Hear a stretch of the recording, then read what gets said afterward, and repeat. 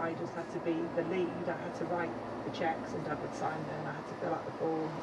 But he would always be there to take me to places if it wasn't my mum. And they also had to balance it between me and my younger brother and sister. My sister's 20 months younger and my brother is just over 5 years younger. So they had a huge balancing act when I started, training here, there and everywhere. How did that work? Because, it's lots of very early mornings. I mean, the thing about training for swimming is that you've got to go to a pool. No, it did, and they told me that I wasn't starting morning training until I was old enough. And I was like, well, what's old enough? And like, well, we'll tell you. And actually, it was a way to protect me, I think. I found this out with my own daughters, that there's a tendency to try and push children into starting morning training very young. And I don't think it's particularly healthy. They had very sort of strict boundaries about what they were prepared to do for the family's sake as well as also my own growing. So I didn't start morning training until after my first games in Barcelona. So I was probably 14, 15 years old. And my mum specifically got a job that would work around my training. So she could take me from the pool to drop me at school. That was on the way to her work. And then the working hours were so that she could leave in time to pick me up and take me back to the pool. Then she would go home and sort my brother and sister out, and then my dad would pick me up on his way home from work. Apparently your first swim club coach told you that you left it too late to ever achieve anything because you were 10. Yes, I don't know who it was, but the club said to my mum, don't get your hopes up because she has started training a little bit too late to amount to anything. And so it was like red rag to a bull, really. The club was brilliant. They quickly realised that I was very focused. Within 3 months, I'd caught up to the children of my own age, and I quickly moved up a group. I think every 3 months I moved up to a different group. So I was at that point swimming in our local swimming club, and I asked the coach, who had previously been a Deaf Olympian, whether there was any information that he could share. And back in those days, there was no websites, there was just leaflets and writing snail mail. And he gave me a snail mail address for the lady who coordinated the Northwest Disability Swim Squad. And 18 months later, she wrote back to me. So did you keep writing to her? I kept writing. Every time I did a personal best time in the pool, over any distance, whether I thought it would be a distance in the Games of Barcelona or not, I wrote a letter. So I don't know how many letters I wrote to her, but I did quite a lot of swimming galas in that period. She eventually wrote back with the information that the following week was going to be a swimming gala that would select the Northwest team to go to the national championships. And that incredible persistence that you showed in continuing to write letters every time you made a personal best, you improved your time for 18 months before you got a reply. Yeah, I was so determined that I wanted to find out whether this was an option. I was just so set on becoming a British athlete. I wanted to know what it felt like to pull on a tracksuit, to walk out, in a stadium, to potentially try and make a podium. And I had teammates at Stockport Metro, which was my swimming club, who were on the English youth team, on the British youth team, had gone to British junior champs and world junior champs, and they were kind of following their path. And by that point, sort of being 10 when I started and then 12 when I realised the Paralympics existed, the difference in the length of my arm was starting to show in my times. So I was nearly quick enough. I nearly made a national qualifying time, but I was just missing out. And it was just clearly showing that there was always going to be a disadvantage to not having 2 full paddles. And back then, as a teenager, I think training was a very solitary affair for you. You spent a lot of time by yourself. You must have needed a huge amount of discipline. I wonder how that shaped you as a person. Swimming is a very solitary sport. Although you're in a swimming lane with, I don't know, up to 8, 10 people, if you're in a busy session, you have to be comfortable in your own head, because when your head's in the water, you're following the black line, it's all about you and what you're doing. So I developed techniques I used to do my homework in my head, and then it'd be quicker to write down when I got home. How do you do homework in your head? Maths problems as well, apparently. Well, the thing is I always think that every swimming session is a maths problem, because you need to keep count. So if you're doing 2100s of 1 minute 30, that's harder to count actually than 1 minute 15, because there's 4 100s every time you go around the clock. It just used to get you thinking about numbers. It was rehearsing French verbs, German verbs, the normale and all kinds of verbs in the book. Yeah. But apparently, I read that Barney Rudolph was saying you've got this photographic memory, and that was when that developed. So you could visualise your sheet of homework, and you'd start working on the maths problems that you were going to just fill in later when you got out. Any homework sheet, I would have a picture of it in my head, and I'd just remember what it looked like. And that really helps me now because I can look at the course map. I do occasionally have to check, but I can pretty much memorise it within one loop, and then I know what I'm doing. We've got some more music from you now, Dame Sarah's story, and I think it's a Manchester band that you've chosen next. Yeah, I've chosen Take That, and it only takes a minute. They sort of started and became big as I started, and I didn't become quite so big. But they were just always there, and the music was always there. On poolside, when you're going to events, they're always on the radio, always in the background, and I've always been to a couple of concerts as well, and it was another group that would always get us out on the dance floor.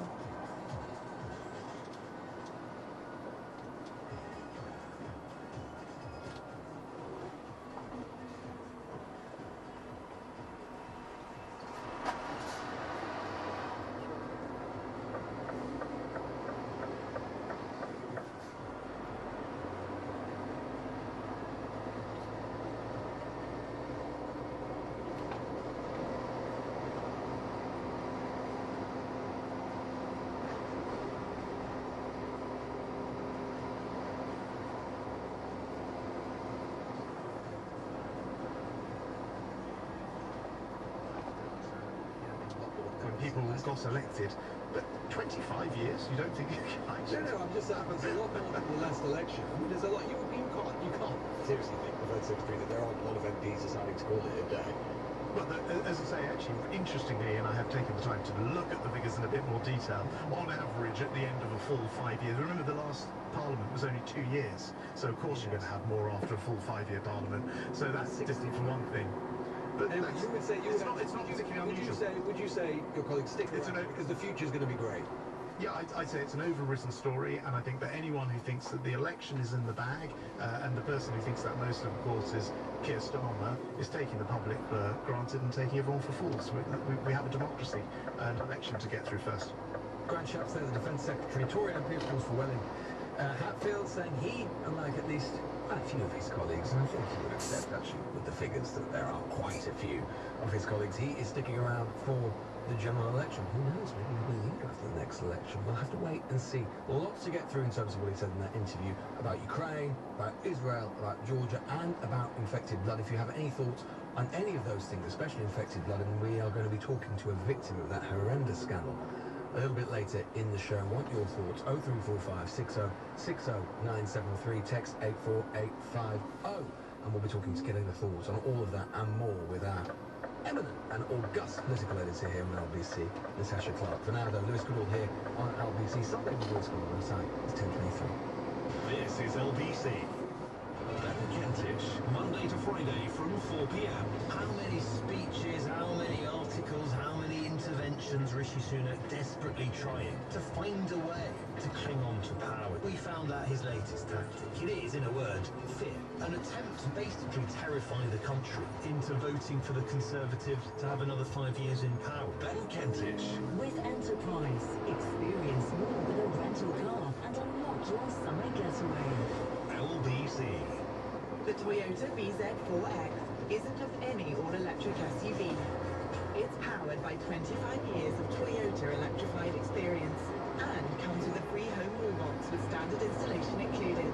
Book your Toyota BZ4X test drive and enjoy 0% APR representative and £2,000 deposit contribution when you order. Available on PCP when financed through Toyota Financial Services by 1st July. Optional final payment. Indemnities may be required. All box conditions apply. Retail customers only. See website for details. It's 2024. We can use robots to clean our flats. Order Kung Pao chicken with our watches. And, hey, play my tune. Playing your playlist. And now there's a better way to do energy. With OVO's energy savings account, Beyond, you could save cash today and bank greener rewards for tomorrow. Now that's a first. Search OVO Beyond. Discounts include bill savings by using energy at green times. Smart meter required. For terms and eligibility, search OVO Beyond. You could be our next Win Plus winner. Enter now to win big cash prizes and loads more at winplus.co.uk. 18 plus, GB only, T's and C's apply. Don't know where to start your next paid project? At Wix, find all the inspiration and help you'll need. Plus, Dulux standard 2.5 litre coloured emulsion was £21, now 15. Terms apply. First times. Remember those? Like the wonder of reading your first fairy tale. Now imagine the wonder of of gazing at the fairy tale spires of Elks Castle, or the delight you'll feel with our love at first time guarantee. If you don't love all the breathtaking first times on your first Saga River cruise, we'll give you your money back. 2025 season now on sale. Search Saga River Cruises. Experience is everything. Report must be made in first 72 hours or 48 hours of cruises 7 nights or less. Full terms apply. Over 50s only. Lewis Goodall on LBC. With Enterprise, experience more with your rental car and unlock your summer getaway. Time is 10:25. You're listening to Sunday with Lewis Goodall. Let's get the thoughts now of our very own political editor, Natasha Clark. Natasha, hello to you, morning to you. Grant Shapps on pretty robust form there. I thought, the stuff he was talking about Israel, I mean, I do still find it quite remarkable. We're in a situation where we're 9 months into this war, and the British government basically accepted, as he did there, that as far as they know, there is no plan for the reconstruction or what the peace plan would be, and they don't really have a means of obtaining one. Morning, Lewis. Yes, that's exactly the takeaway that I had from that interview that you did with Grant Shapps, the Defence Secretary, just a few minutes ago. And actually that was really interesting because that's exactly what David Cameron was saying around sort of a week or so ago when he gave what many thought was his first foreign policy speech in the job. And he was asked about our unqualified, as some see it, support for Israel, and said that if he did want to see a plan coming out of Israel, out of the Israel government, if they were to go and do any form of offensive in Rafah, they would need to see a plan. It's that there is a bit of a concerted effort going on from the West to try and not give Israel an out, but to try and essentially pile the pressure on them to try and shape a little bit of what they are doing in the region. And obviously the news that you were speaking about with him overnight about Benny Gantz, the member of Israel's war cabinet, is quite, I think, shocking news to the international community that one person out of his 3-strong war cabinet can be essentially putting forward a rival plan for government. It's not like you'd see Oliver Dowden or Grant Shapps calling up and saying, Rishi Sunak, you need to do this, otherwise I'm going to quit. Yeah. So it is quite... Yeah, it's not like the summer of 2022 or anything like that. Exactly, it's quite extraordinary, and Grant Shapps says he does want to see a new plan. So there does seem to be that concerted effort from the international community to try and give them a reason to support that further action, but equally as well to pile that pressure on them to change course. And thinking about domestic politics, Natasha, I mean, it's clear that tomorrow, at the very least, always hard to sort of chart exactly where we'll be by the end of the week in British politics, but it seems clear that tomorrow, at least, bar some unexpected emergency, is going to be dominated by the sort of political fallout from the infected blood scandal, which has obviously run on in one form or another for many decades, but has been sort of glacial in terms of the progress politically. It's a big moment from Jeremy Hunt, isn't it? It will be a big moment for the government and for the inquiry, which was ordered back in, I think, 2017 by Theresa May, the then Prime Minister, who obviously saw exactly what had been happening and realised the scale of this scandal that had affected tens of thousands of people over so many years. And a bit like so many issues in British politics, no one had really failed to grasp the nettle and actually deal with it. And I think we will see Rishi Sunak make an apology and a statement in the House of Commons tomorrow as the final results of this inquiry come out. And like Jeremy Hunt's been speaking about in the Sunday Times, he is expected to announce a full compensation package. Now, the government have already accepted the need for this. They were waiting for this final inquiry result before they announced what exactly that would be like. And I think you will hear a lot from the victims tomorrow about their long wait for justice. And Grant Shapps has said, the fact that it's taken decades to get there is absolutely wrong. And he sort of hinted that nobody had wanted to take responsibility for such a difficult, thorny issue. And obviously we are expecting Jeremy Hunt to potentially make another fiscal statement before the next election. And it has that 10 billion, I mean, it's estimated to be a 10 billion price tag. I mean, that is big potatoes politically and fiscally, and potentially will have an impact. Okay, it should just be reasonably a one-off payment, although there will be implications going forward as well. But it could have big implications for the party's spending plans. Yes and no, Lewis. I think what I've been told is essentially because it will be not day-to-day spending, it will be capital spending. To get around the government's fiscal rules, they probably will be able to borrow for it without bending any of their rules, so that might not. No, so long term it won't, but shorter term, it's still it will show up on the balance sheet for the next year. That does have an effect. 10 billion. Yes, I think that there is the people in government that feel that it's not going to have too much of an impact on what the government wants to do ahead of the next election in terms of cutting taxes. You heard Jeremy Hunt speak speaking on Friday about his wish, if the fiscal situation allows, to continue to do that. I think he will essentially keep the can down the road by saying that we're going to borrow for this money. It's a bit of a special circumstance, so I think that's how the government will get around that one. Let's talk about Labour briefly. Obviously, this has been the week of Keir's first steps. Very exciting. What's the general feeling, do you think, about how I mean, they don't want to call it a pledge card, do they? But the 6 pledges have gone down. I'll be holding on to my pledge card, though, so I think it's going to be a collector's item. It will be a collector's Vintage. item. I remember clearing out some old desks at work once and finding a 2001 style pledge card from Tony Blair, and I don't know where it's gone, but I really wish I'd held on to it, because I do feel that these things can... We were a bit young for that, surely, at the time. Even us, even you and I, political geeks, as I'm sure we were in 2001, probably a little bit young for the old pledge card treatment. Yes, definitely, but I do think it's something that kind of sticks in the eyes of people, and I think the Team Labour knew exactly what they were doing this week when they were unveiling this Tony Blair-style pledge card. Although Wes Streeting struggled a little bit this morning, I think. He has. Wes Streeting on a rival broadcast this morning has struggled to name all 6, and to be honest with you, I kind of don't blame him, actually. It should be 5. 6 is a bad number. It should be 5. I know, I honestly last week kept saying 5 rather than 6 and kept messing it up. No one ever has a 6-point plan.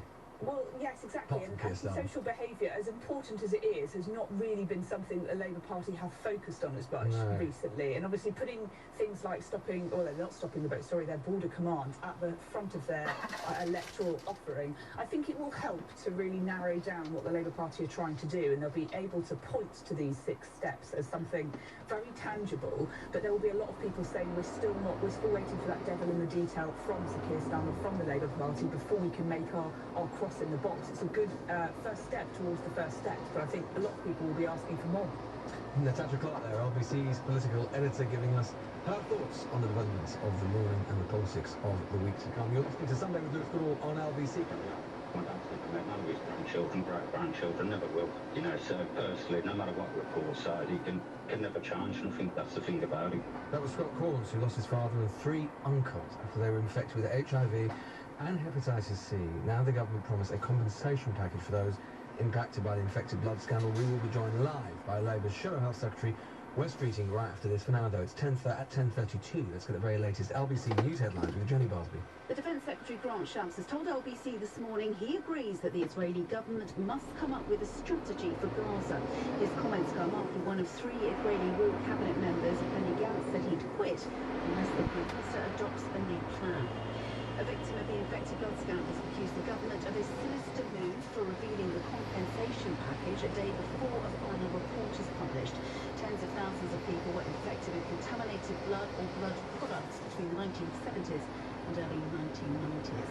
And Labour says if it wins the election, it would make hospitals pool staff and share waiting lists to deliver 40,000 extra NHS appointments a week.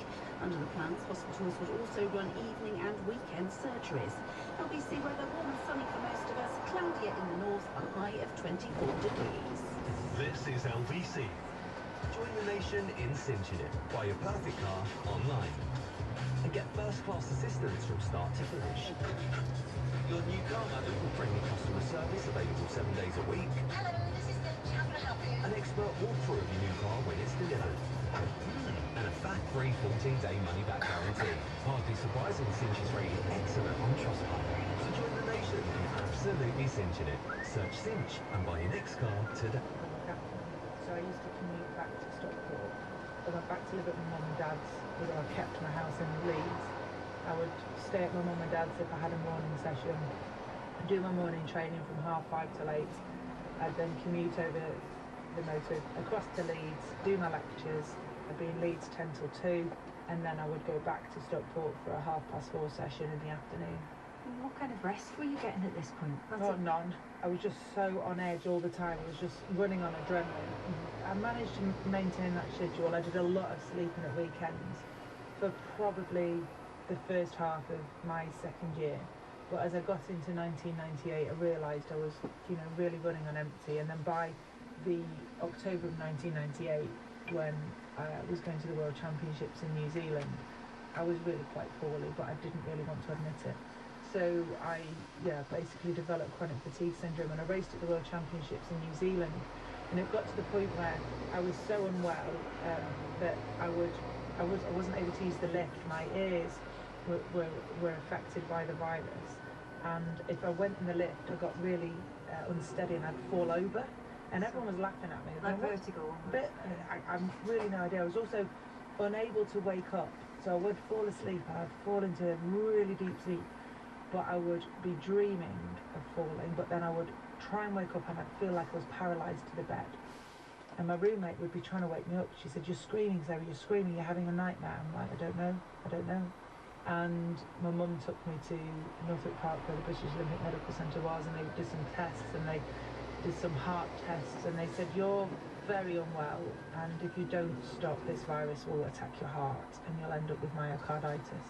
You're an athlete that's very fragile right now, and you're sort of quite brittle immune system, and we need you to take 6 weeks complete rest, and then we can reassess how we build you back up again." Having someone say, "Yes, we believe you, yes, you have got something wrong with you," was like a huge relief. There's a huge weight taken off my shoulders, because there was an explanation for why.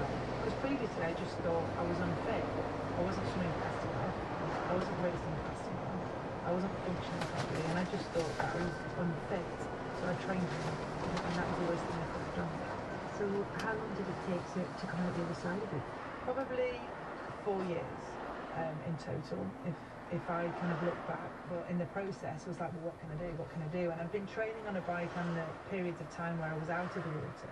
So I just kept going down to the velodrome more and more. And at that point, British Cycling had spotted I'd been on the velodrome. I'd met the cycling team in the village in Athens, and they were in the apartment above. And so they asked me if I'd like to do a trial over 3,000 metres. And when I did the trial, the time was a second outside of the world record. And they're like, "Oh, well, where did that come from?" And I was like, "I don't know." And they were like, "Right, well, we need to sort of tidy you up a bit." I mean, I was a swimmer on a bike. I had no technical skills. I didn't look right, And so 3 weeks later, I was at the European Championships, having watched the Tour de France to kind of understand what cycling was about. And I was racing 4 events. One door closes, another door opens. I want to come back to what happened next in a moment, Sarah, but it's time for some more music first. What's your next track? This is the one by the Stone Roses, and it's an amazing track. It was a track that... And the PLO, and this Frankenstein monster... Well, the PLO doesn't quite exist anymore, of course, it's Fata now, but yes, the sort of successor of the PLO, Fata, yeah. So it just shows how long Netanyahu has been doing this sort of thing. But no, we've killed, or they have killed... Well, what do you think we should do, Sean? Is there anything we can do? I mean, you may have heard that the Grant Shapps talking to me a little bit earlier on, saying, well, the British government isn't aware of any plan. What do you think? Is there anything we can do, the British government can do? Well, that Grant Shapps was a lightweight. You had him on the ropes there by the blood. He managed to wiggle off that there. No, Grant Shapps, the Scotland government, is an active participant in this slaughter in Gaza. If he's not careful in like 10 or 20 years' time, he may be hauled off to The Hague. Well, I don't think that you can say that the British, although the British government, you might argue, is doing far too little in terms of trying to ameliorate the suffering of the people there. I'm not sure we can say that Grant Shapps, the Defence Secretary, would be guilty of war crimes personally. Well, and another thing they're doing, they're sending our money to Ukraine, a complete lost cause. Why is it a lost cause? Well, you think we should just let the Russians just roll into Kharkiv and Kyiv, do you? Well, when did the killing start? The killing didn't start in 2022, February 2022, and then before that in 2014, when Russia illegally annexed Crimea. No, that's not when the killing started. Well, when the did it start? The killing started when the Ukrainians shelled the eastern part of Ukraine. So it's the Ukrainian people, it's the Ukrainians' fault. 14,000, that's how many they killed. Yeah, this is Kremlin talking point, Sean. I mean, honestly, this is the sort of I've spent the week in Georgia, which is awash with Kremlin misinformation and propaganda, and I am genuinely worried about its proliferation, not just in that country, but in our country. I'm afraid that in what you've just said, you've once again demonstrated why I'm right to be worried. Thanks, Sean. Enough of that, I think. People will be familiar when I did my Friday show, if you listened to me then. I will tolerate many things on this show, but I do not want to hear Kremlin propaganda. The idea that the war in Ukraine is anyone else's fault other than Vladimir Putin is absurd. You can have a big structural debate about NATO enlargement or whatever, although what I would say is that the thing that always misses, as I say, I've just been in Georgia and I did loads of tweeting and reporting for the News Agents podcast, out now, you can go and listen to it. We'll be playing a little bit later on in this show, with so many young people, so many young people, 18, 19, 20 students, all out every single night demonstrating remarkable bravery, protesting against their government, saying that they want a better future, a European future, they don't want a Russian future. That is their choice. That is self-determination. And the number of people, bots mainly, but also just people that I think frankly should know better, who are tweeting back saying things like, well, self-determination is achieved through the barrel of a gun, or accusing them of being CIA stooges or whatever it happens to be. No. This is about self-determination. This is what it's about. That's what it's about in Georgia. That's what it was about in the states of Eastern Europe who've joined NATO in the EU. And that's what it's about in Ukraine. And the number of people, particularly sometimes on the left, I have to say, who seem to have a problem with the idea of self-determination, but it's not just the left, it can be the far right as well, is absolutely extraordinary to me. Or seem to be willing to just sit and be armchair generals and just say, well, no, these countries have to accept that they're in the Russian sphere of influence. No. You may have noticed that there aren't a great, massive, for all of the West problems, which are manifold and many, and hypocrisy and all sorts of other things. What you can say is there is not a massive queue of people lining up to join Club Russia or Club China.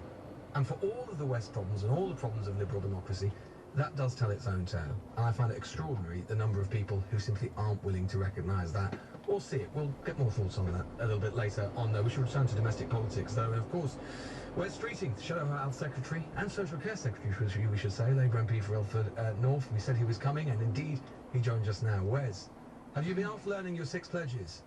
Is that the delay? Oh, don't even go there. Don't even go there. What are they? You have no Sorry, just idea remind me, what how are hard they? I've been kicking. What are they? Just remind me. Deliver economic stability, cut NHS waiting times, launch a new border security command, crack down on antisocial behaviour, set up Great British Energy, and recruit 6,500 teachers. And you know, the annoying thing is, I knew that question would come up this morning. You spent time preparing for it, and then in the moment, you just had a total brain freeze. And I am kicking myself harder than Keir Starmer's going to kick me on Monday. But 5 out of 6 ain't bad, is it? And you know, what's antisocial behaviour? Although I see that. Well, you know, I was going to say what an upgrade you are on David Lammy, but now you've been mean to me. You can forget it. Bring back Lammy. That's what I say. Yeah, well, indeed. Hashtag. Anyway, we should talk a little bit about the health service in the NHS. You've got an interview in the Telegraph, I think, today, where you are saying that you want to. Hospitals are going to be asked to share staff pool waiting lists as part of a £1.1 billion drive to provide an extra 40,000 appointments a week. Tell us a bit more about this. So, NHS waiting lists are at record highs, and in order to cut waiting lists, we're going to use an approach that's been tried and tested at a very small number of hospitals, including the London hospital I can see from my office window, and make that facility available to patients right across the country. That would be an extra £1.1 billion going into the pockets of NHS staff to deliver clinics at evenings and weekends, to get people off those waiting lists through diagnostic tests and treatments so we can cut the backlog. We're also going to be pooling waiting lists across regions so we make best use of staff capacity and also the facilities, you know, operating theatres, scanners, and doing that, I think we will make a real difference, and quite quickly as well. I mean, we can get 40,000 appointments up and running within the first year of a Labour government. So, you know, having those 40,000 extra appointments every week, more than 2 million a year, will make a real difference. You've also said the NHS is over-reliant on migrant workers. What is Labour going to do to change that?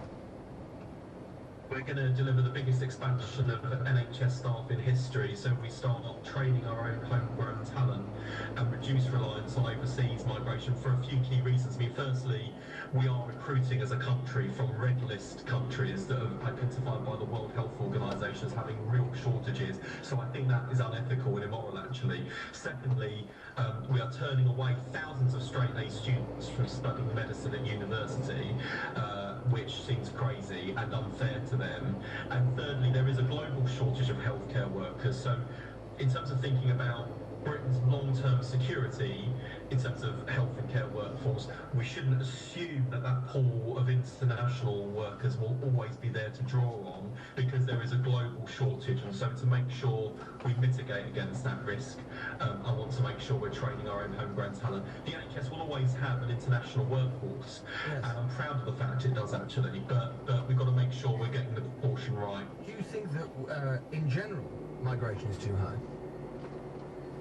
I think that migration levels are too high, and I think it is having an impact, particularly in terms of housing pressures, for example. And I certainly see that as a MP on the London-Essex border. Again, you want to make sure from around the world is the beating heart of the global economy, and so people coming to work here from overseas, to study here from overseas especially, has brought real benefits to our country. But I think we've got to view migration in that nuanced way of recognising that there are benefits, there are also challenges, and at the moment net migration is running at record highs, and I think I can help Vivek Cooper as the Home Secretary bring some of those numbers down by making sure we're not over-reliant on health and care workers from overseas. But I mean, sometimes there is a trade-off, isn't there? I mean, if it is a case that, and I've got the dilemma, at least in the short term, where it's a case of, do we bring waiting lists down and thereby recruit more people from abroad, at least in the short term, or focus on net migration as a trade-off? Which would the Labour government prioritise? Yeah, and I think that we're going to take a balanced approach, but you know, one of the things that I'm really gobsmacked by this week is this speculation that the government is going to clamp down on universities recruiting international students, which I think would be such an extraordinary act of national self-harm, because international students come to the UK, they pay significant fees that help to subsidise education for British students and research in our universities. And they also contribute to the UK in the longer term, because the amount of soft power this country has around the world, both in terms of business and diplomacy, because we've got people who've come to the UK, spent some of their formative years in their late teens and 20s in Britain. They then go back to countries they came from and become leaders in business and politics and other areas, and they retain a real affection for this country. So I think the government's got to tread very carefully on this, because if they start just clamping down on universities recruiting international students, they'll do real harm to the anemic economic growth we see under this government. We should turn to the infected blood scandal. I mean, just on a point of information briefly, assuming Jeremy Hunt announces, as we are told he's going to do, there's going to be £10 billion in compensation, that will be matched pound for pound by a Labour government. We're going to back him. I must say, it's not often I pick up a Sunday paper, see something the Chancellor said and breathe a huge sigh of relief in a good way, because the victims of this scandal have been waiting for so long for justice, and there's a real human tragedy of unspeakable proportions in this, in that every 4 days another one of those victims dies without justice or compensation. So time is of the essence, and I was beginning to really worry that we were going to get to this week, the publication of Sir Brian Langstaff's landmark report, and then he was going to long grass it and say, oh, this will be for the other side of the general election, when those families, I don't think, can wait. So if he does the right thing this week, and I expect he will, well, if he does the right thing this week, and I expect he will, we'll be supporting him in that. So I think, you know, given that this is a scandal that straddles successive governments, Labour-led and Conservative-led